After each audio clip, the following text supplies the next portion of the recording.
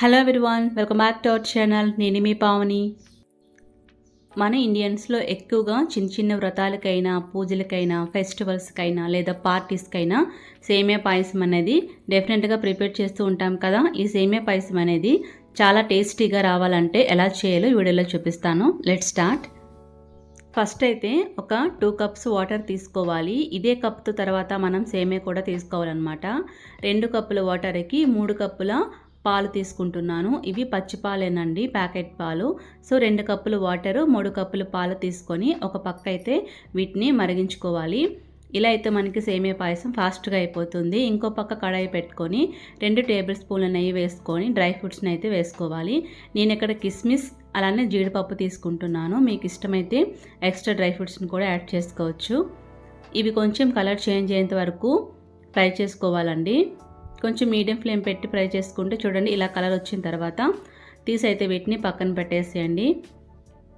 ఎక్కువగా అయితే మనకి ఇవి మాడిపోయి చేదు వచ్చేస్తాయి అన్నమాట. సో ఇలా ఉన్నప్పుడే తీసి పక్కన పెట్టేసుకోండి.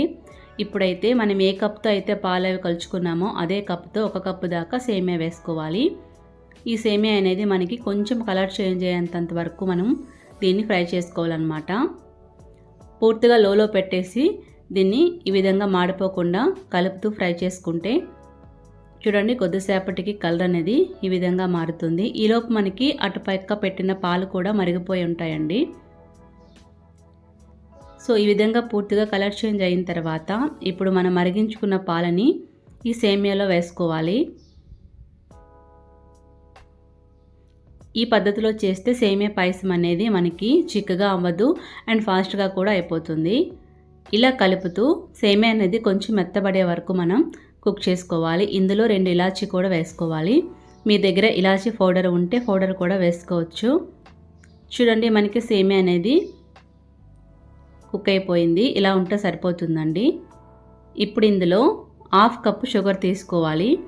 1 కప్పు సేమియాకి 1/2 కప్పు షుగర్ అయితే సరిపోతుంది. సో షుగర్ అంతా మెల్ట్ అయ్యేంత వరకు ఈ విధంగా మీడియం ఫ్లేమ్లో పెట్టి ఇలా కలుపుతూ కుక్ చేసుకోవాలి. ఇలా ఒక 2 మినిట్స్కి మనకి కొంచెం క్వాంటిటీ అనేది మిల్క్ తగ్గుతుందండి. సో ఇలా ఉంటే మనకి సరిపోతుందన్నమాట. ఇప్పుడు మనం డ్రై ఫ్రూట్స్ వేయించి పెట్టుకున్నాం కదా, అవి ఇందులో వేసేసుకోవాలి.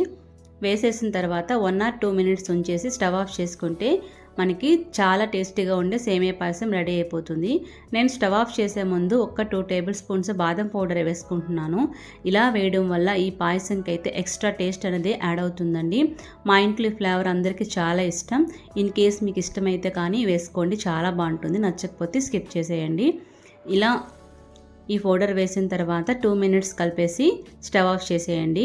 మనకి ఇది చల్లబడినా కానీ చిక్కగా అవ్వదనమాట. ఇప్పుడు నేను ఎలా మీకు చూపిస్తున్నానో అలానే ఉంటుంది. ఈ పద్ధతిలో సేమియా పాయసం మాత్రం చాలా టేస్టీగా ఉంటుంది అండ్ చిక్కబడకుండా ఎంత టైం అయినా ఇలా పలుచగానే ఉంటుందన్నమాట. సో ఇలా మనకి కొంచెం చల్లారిన తర్వాత సర్వ్ చేసుకుంటే చాలా బాగుంటుందండి సేమియా పాయసం అనేది. ఈ ఉగాదికి మీరు డెఫినెట్గా ట్రై చేసి చూడండి. టేస్ట్ అనేది చాలా బాగుంటుంది అండ్ ఇంట్లో వాళ్ళందరికీ కూడా డెఫినెట్గా నచ్చుతుంది. సో మీరైతే ఉగాదికి ట్రై చేసి మీ ఫీడ్బ్యాక్ని నా కామెంట్ రూపంలో తెలియజేయండి.